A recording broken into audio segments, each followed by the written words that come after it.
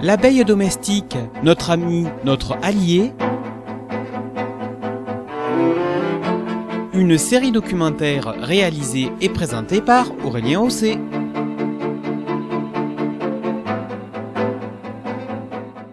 Bonjour, aujourd'hui nous allons parler de l'abeille dans les mythes, les symboles et la culture. Tout d'abord parlons de l'abeille dans les sociétés anciennes. L'abeille est une vieille connaissance d'Homo sapiens. Notre relation avec elle date depuis, tout simplement, notre apparition. Elle est présente dans presque toutes les cultures et les mythologies depuis des millénaires. Elle a toujours été une source d'inspiration et de fascination pour de nombreuses sociétés. Elle a toujours attiré l'attention de l'homme. L'abeille est symbole de dur labeur, mais également de coopération et d'unité aux capacités remarquables. Pour l'homme, la société de l'abeille est avant tout une société parfaite. Elle a par exemple fasciné des philosophes et des écrivains, quelles que soient les époques. Aristote, pour qui elle était divine, Sénèque, Néron, Shakespeare ou Racine qui avait écrit « Le jour n'est pas plus pur que le miel de mes ruches ». L'abeille a aussi fasciné des philosophes, notamment parce qu'elle est censée nous renseigner sur l'origine du monde. En 1714, Mandeville a évoqué l'abeille dans son œuvre La fable des abeilles, au point où l'apiculture est considérée comme le deuxième métier du monde. Dans l'histoire de l'humanité, quels que soient les continents et les époques, l'abeille est donc présente dans les cultures des sociétés humaines. C'est un insecte sacré. Si on regarde l'usage de l'abeille dans la mythologie grecque, deux grands mythes se distinguent. Dans cette mythologie, la naissance de la culture vient du miel, moyen d'affronter les forces brutales. Zeus a entrepris d'abattre la puissance de Cronos. Il fait absorber à son père une boisson émétique à base de miel. Cronos va ainsi rejeter tous les enfants engloutis. Le mythe d'Aristée nous apprend qu'il fut élevé par des nymphes qui lui apprirent à élever des abeilles. Cela dit, épris de Eurydice, il fut cause de sa mort en la poursuivant le jour de ses noces avec Orphée. En fuyant, elle n'aperçut pas sous ses pieds un serpent caché dans les hautes herbes, et la morsure du serpent lui ôta la vie. Pour la venger, les nymphes firent périr toutes les abeilles d'Aristée. Des peintres ou des sculpteurs ont représenté Aristée pleurant la mort de ses abeilles, comme par exemple François Rude en 1812, avec Aristée déplorant la perte de ses abeilles, ou encore Jean-Michel Caillé, avec Aristée pleurant la mort de ses abeilles, une œuvre qu'il nous a proposée en 1866, marbre exposé au musée d'art de Nantes. Dans l'Égypte ancienne, on pensait que l'abeille était née des larmes de Ré, le dieu solaire. L'abeille est donc un symbole solaire, synonyme d'immortalité. Dans la Grèce antique, l'abeille était associée au rôle initiatique et liturgique. Les Grecs l'identifiaient parfois à Déméter, la déesse de la terre et des récoltes. Vers 387-295 avant Jésus-Christ, l'abeille est le symbole sur les monnaies de la cité d'Éphèse. Dans la mythologie des Bushmen, en Afrique du Sud, c'est plantant une graine dans une menthe qu'une abeille a donné naissance au premier homme.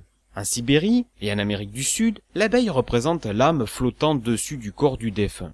Dans le livre sacré des Mayas de l'ancien Mexique, le dieu du miel, Amucancab, est souvent représenté tenant une ruche entre ses mains. Il était célébré pour favoriser une floraison abondante et une bonne récolte de miel.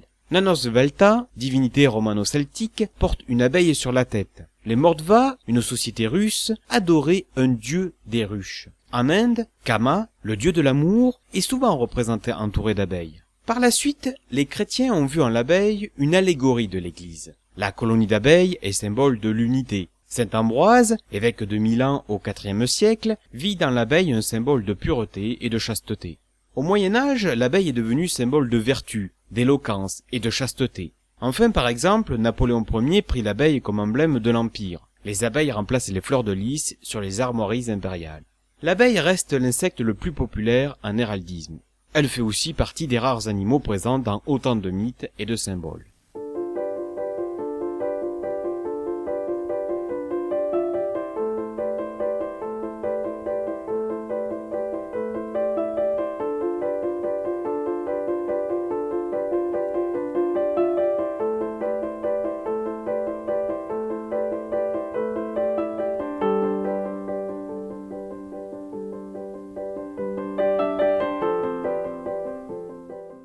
Le symbolisme de l'abeille englobe aussi ses produits comme le miel, la propolis et la gelée royale. En effet, traditionnellement, dans presque toutes les sociétés du monde, le miel est connu et il est utilisé depuis pratiquement toujours. Déjà, il faut savoir que dans toutes les civilisations antiques, il est le seul sucre connu des hommes. Au 5e siècle avant Jésus-Christ, Hippocrate, le plus grand médecin de l'Antiquité, prescrivait du miel pour lutter contre la fièvre et les infections respiratoires, soigner les blessures cutanées, les brûlures d'estomac et ralentir les effets du vieillissement. Dans l'Égypte ancienne, le miel, qui serait né des larmes du dieu soleil Ré, était symbole d'éternité, de douceur et de plaisir. Cléopâtre se baignait dans du lait d'ânesse additionné de miel et d'albâtre afin de se blanchir la peau. Les Grecs et les Romains utilisaient le miel pour ses propriétés adoucissantes, régénératrices, pour traiter la fièvre, les blessures, les ulcères et les plaies purulentes. Chez les Aztèques, les habitants des régions d'apiculteurs payaient leur impôt en miel. Au 2e siècle de notre ère, le médecin grec Galien parlait des vertus thérapeutiques du miel et de l'abeille. Dans la plupart des religions et des croyances, le miel est un aliment sacré. Le miel est avec le lait, par exemple, un aliment qui accompagne l'homme tout au long de sa vie, notamment au travers des rituels. Le Coran dit par exemple que le miel est le premier bienfait que Dieu a donné à la terre. Enfin, plus près de nous, au XVIIIe siècle, la marquise de Pompadour appliquait sur sa peau un simple mélange de miel et de crème fraîche. Les dérivés du miel ont aussi leur symbolisme dans l'histoire de l'humanité. Par exemple, chez les Vikings, le jeune couple marié buvait de l'hydromel et mangeait des gâteaux au miel pendant le premier mois de vie commune. La propolis, autre produit de la ruche, connu dès l'Antiquité, entrait notamment dans la composition des baumes utilisés par les Égyptiens pour conserver les momies. Les archéologues ont récemment établi que l'homme utilisait la cire, il y a 9000 ans, au Proche-Orient, pour l'imperméabilisation de la céramique ou l'alimentation.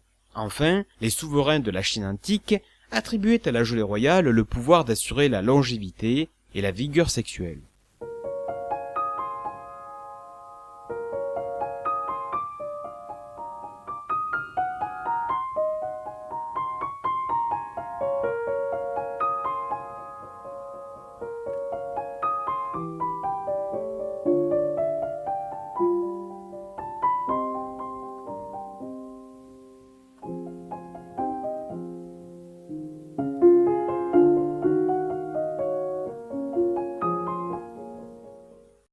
Nous venons de le voir, l'homme est fasciné par l'abeille depuis des siècles et par cette société parfaitement hiérarchisée.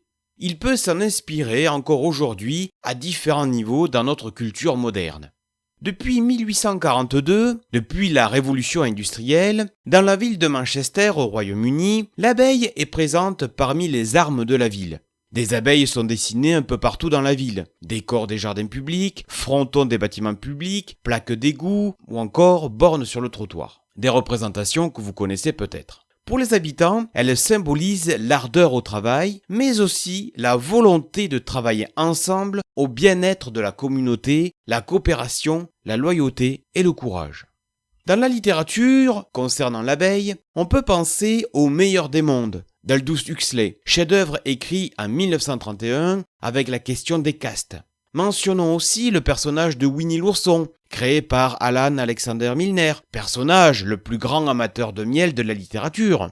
N'oublions pas non plus, bien évidemment, le personnage de Maya l'abeille, qui apparaît pour la première fois en 1912 dans l'œuvre Maya l'abeille et ses aventures, sous la plume de l'écrivain allemand Boncel, une œuvre pour les enfants mais connue de tous. Au cours du siècle dernier, le livre fut adapté sur plusieurs supports. Il est devenu une franchise commerciale. Il a par exemple donné naissance à la série télévisée d'animation japonaise en 1975 et d'une nouvelle série Maya l'abeille, nouvelle série animée en 2012. Maya l'abeille ne s'arrête pas là, puisque Maya l'abeille est aussi un sujet de jeux vidéo pour Game Boy, pour tablette ou encore pour smartphone. Maya a aussi été adapté au cinéma. La grande aventure de Maya l'abeille, un film d'animation germano-australien, sorti en 2014, ou encore Maya l'abeille 2, Les Jeux du miel, film d'animation sorti sur nos écrans en juillet 2018. Dans ce registre, outre Maya l'abeille est aussi le sujet du dessin animé américain Drôle d'abeille, B-Movie, sorti sur nos écrans en 2017. Mais au cinéma, l'abeille est aussi le sujet d'autres genres de films, comme par exemple, sujet du film catastrophe américain The Swarm, l'inévitable catastrophe. Un film d'Irwin Allen sorti en 1978. Dans le film, des abeilles d'Amérique du Sud se sont accouplées avec des abeilles d'Amérique du Nord. Un scientifique découvre une hormone qui les conduit à devenir de véritables tueuses et vont tout détruire sur leur passage.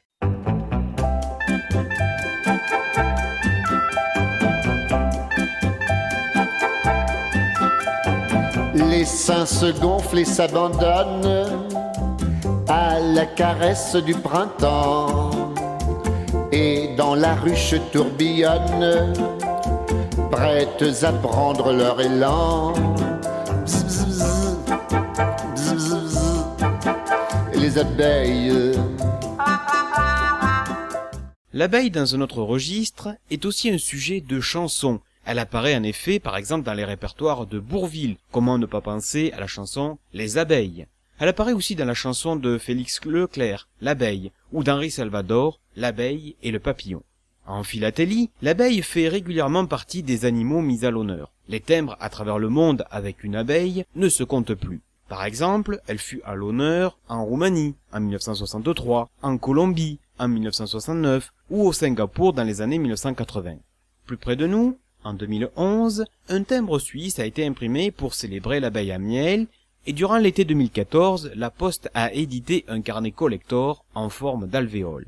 Enfin, dans d'autres domaines, à savoir celui du bâtiment, de l'architecture et de l'industrie, l'homme s'inspire du nid d'abeille, cette forme hexagonale dont nous avons parlé, qui assure par exemple une résistance maximale au poids. Une collection de projets intègre le système de conception modulaire hexagonale des abeilles.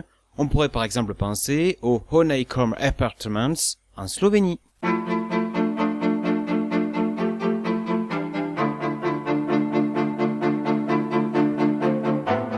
C'était l'abeille domestique, notre ami, notre allié. Une série documentaire réalisée et présentée par Aurélien Hosset.